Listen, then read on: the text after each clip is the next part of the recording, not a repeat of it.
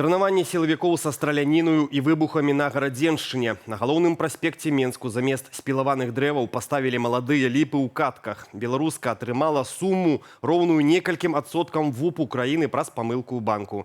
Пра гэтыя ды іншыя навіны чацвярга 30 ліпеня апавяду ў найбліжэйшыя хвіліны.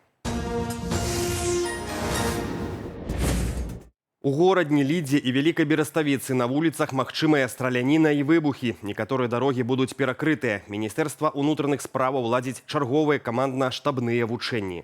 Напярэдадні ўдзельнікі вучэнняў мадэлявалі розныя варыянты развіцця аператыўнай абстаноўкі. Прапрацоўвалі і аналізавалі алгарытмы рэагавання. Другі этап запланавалі на сёння. Трэнаванні пройдуць на вуліцы Чырвонаармейскай у горадні, на вуліцы Лётнай у Лідзе, а таксама на паўночным уездзе ў Вялікую Бераставіцу. Раней у гэтым месяцы вучэнні сілавікоў для спынення масавых закалотаў прайшлі на Піншчыне і Слонімшчыне. Агулам трэнаванні, якія афіцыйна называюцца павышэннем кваліфікацыі асабовага складу, ладзяцца ў Беларусі сістэматычна. Гэтак у сакавіку разганяць пратэсты вучылі сілавікоў у горадні, у красавіку ў Віцебску, у траўню ў Магілёве, а ў чэрвені ў Баранавічах. На найбуйнейшай у Беларусі нафтабазе ў Фаніпале Беларуснафта Менск Аблнафтапрадукт ізноў прайшлі тактычна-спецыяльныя вучэнні. Галоўнаю мэтаю сталася адпрацоўка дзеянняў для ліквідацыі маштабнай надзвычайнай сітуацыі, звязанай з узгараннем рэзервуара з палівам. Для ліквідацыі умоўнай надзвычайнай сітуацыі былі залучаны больш за 50 ратавальнікаў і 17 адзінак спецыялізаванай тэхнікі МНС. Адметна, што такія захады ўжо ладзіліся тут у самым пачатку лета. Тады, паводле сцэнара, аб'ект атакаваў беспілотнік, пасля чаго загарэўся рэзервуар з 1000 кубаметраў бензіну. Адпрацоўванне такіх алгарытмаў адбываецца на фоне рэгулярных украінскіх удараў па расійскіх нафтаперапрацоўчых заводах ды іншых паліўных аб'ектах. На галоўным праспекце Менску пачалі ўсталёўваць масіўныя калоды і вазоны з маладымі ліпамі. Яны мусяць замяніць дарослыя дрэвы, якія камунальнікі раней спілавалі, а лункі ў зямлі закачалі ў тратуарны брук. Кадры з новымі раслінамі ўжо разыходзяцца па сацыяльных сетках, і пакуль дзяржаўныя СМІ захапляюцца такімі зменамі, большасць карыстальнікаў паставіліся да новаўвядзенняў са скепсісам. У каментарах праект ужо ахрысцілі, цытата, «ліпай ува ўсіх сэнсах», адзначаючы сумнеўную эстэтыку і недаўгавечнасць дрэваў у гаршках. У Менск-Зеленбудзе зачыстку праспекту патлумачылі тым, што ў адкрытым грунце насаджэнні масава гінулі праз выхлапныя газы і зімовыя рэагенты. Прапагандыст Грыгорый Азаронак на дзяржаўным тэлебачанні заклікаў блакаваць сацыяльную сетку Трэц. Маўляў, публікацыі ў беларусаў у ёй не адпавядаюць лукашэнкаўскай карціне свету. Генератором мерзких фейков в последнее время стал Threads. Новая социальная сеть, которая стремительно превратилась в самую последнюю ботаферму. Там бесполезно искать какую-то правду, там бесполезно работать, его нужно закрывать. Не могу. Молю, блокируйте эту гадость, закрывайте, выжигайте, запирайте в подвал и заваливайте большими камнями. Днямі прадстаўнік следчага камітэта ў эфіры дзяржаўнага тэлеканалу заявіў пра выпадкі здзяйснення крымінальных справаў за публікацыі ў сацыяльных сетках Threads і TikTok. У чэрвені сілавікі казалі пра намер узмацніць іх маніторынг. У Віцебску расследуюць жудаснае злачынства. Мужчына да смерці пабіў 10-месячную дзяўчынку. Яна нібыта перашкаджала яму гуляць у камп'ютар. Маці не абараніла дачкі ад сухжыхара і выклікала хуткую толькі тады, калі дзіцё перастала дыхаць. Медыкам заставалася канстатаваць смерць. Як высветліла пракуратура, нападніка раней прызналі недзеяздольным праз псіхічнае захворванне. Пасля трагедыі з гэтай сям'і забралі яшчэ 3 дзяцей і перадалі пад апеку дзяржавы. За ўчыненае мужчыну пагражае пажыццёвае зняволенне або смяротнае пакаранне. Дарожна-транспартавае здарэнне са смяротным вынікам на Гомельшчыне. На 6-м кіламетры аўтадарогі Лояў, Новая Баршчоўка сутыкнуліся аўтамабілі МАЗ і Опель. Цяжкавік, якім кіраваў 45-гадовы мужчына, паводле папярэдняй інфармацыі выязджаў з другараднай дарогі. У выніку 70-гадовы пасажыр легкавіка загінуў на месцы, а 26-гадовага кіроўцу даставілі ў шпіталь. На месцы здарэння працавала следча-аператыўная група. Абставіны і прычыны ДТЗ высвятляюцца.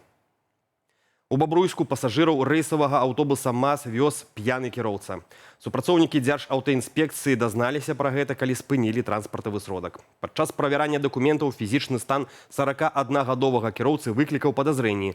Медычнае асведчанне паказала наяўнасць этылавага спірту ў выдыханым паветры 1,15 праміля. Мужчына расказаў, што напярэдадні ўвечары выпіў піва. Цяпер ён мусіць заплаціць штраф 9000 рублёў. На дадатак яго пазбавяць права кіраваць транспартавымі сродкамі на 5 гадоў. У Менску працягваецца рэканструкцыя пішчалаўскага замку, так званай валадаркі. Апошнія 80 гадоў тут месцілася сумна вядомая сеза нумар 1. Яшчэ раней з моманту пабудовы ў 19 стагоддзі гэты комплекс будынкаў выкарыстоўваўся як турма. Напрыклад, 3 гады тут адседзеў класік беларускай літаратуры Якуб Колас. Як справаздачыцца прадстаўнікі арганізацыі «Менская спадчына», цяпер завяршылі знос 17 пабудоваў, якія не маюць гістарычна-культурнай каштоўнасці. На тэрыторыі замку рыхтуецца да выпрабаванняў перад узмацненнем падмуркаў. Таксама на аб'екце мантуюць вежавы кран. Працы цяпер сканцэнтраваныя пераважна на ўзвядзенні новага будынку і рэканструкцыі пабудовы, фасад якой выходзіць на вуліцу Валадарскага. Беларуская прадпрымальніца на адзін дзень нечакана апынулася ў спісе найбагацейшых асобаў краіны.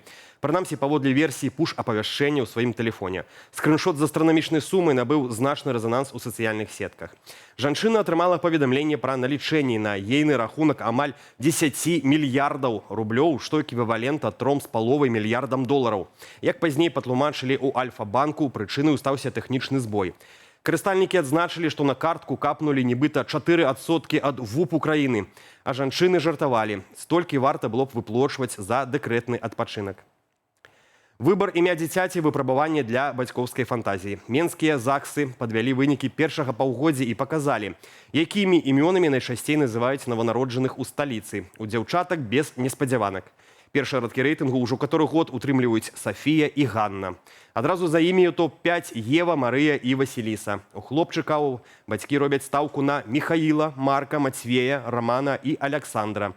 Некаторыя, праўда, шукаюць некласічныя імёны. Сёлета ў Менску з'явілася маленькія Ізабель, Лаура, Дженніфер і Еўфрасіня. Сярод хлопчыкаў тэндэнцыю падхапілі Тэадор, Сільвестр, Астап і Альгерт. А вось некаторыя імёны пакрысе адыходзяць у цень. Напрыклад, сустрэць у радзільні маленькую Марыну ці Ілону ўжо вялікая рэдкасць.